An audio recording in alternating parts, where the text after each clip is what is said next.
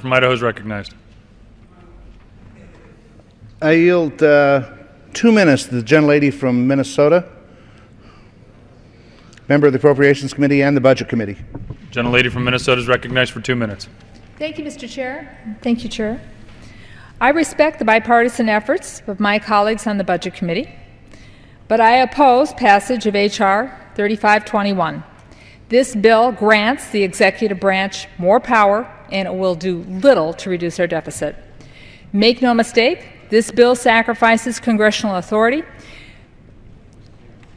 If H.R. 3521 was a serious effort to reduce our deficit, it would address the hundreds, billions of dollars we currently spend through our tax code. In fiscal year 2010, tax expenditures constituted a bigger part of our budget than Social Security, Medicare, Medicaid, and national defense. Tax expenditures were twice as large as all non-discretionary spending combined.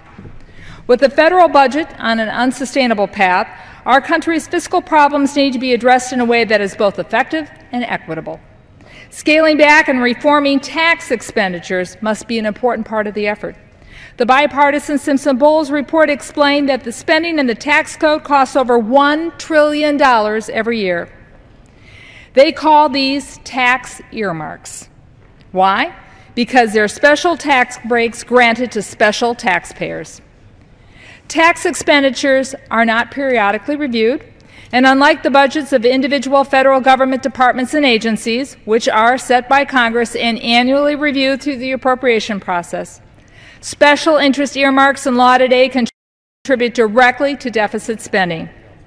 A report by the Joint Committee on Taxation says, and I quote from it, "Tax expenditures may be considered to be analogous to direct outlay programs, and the two can be considered as alternative means of accomplishing similar budget policy objectives." Very few members know what's hidden in our tax code because it's not subject to annual scrutiny like the budget. Special interest spending in our tax code does not deserve more protection in the budget process and public interest appropriations that support our local communities, our police and fire departments, and our schools.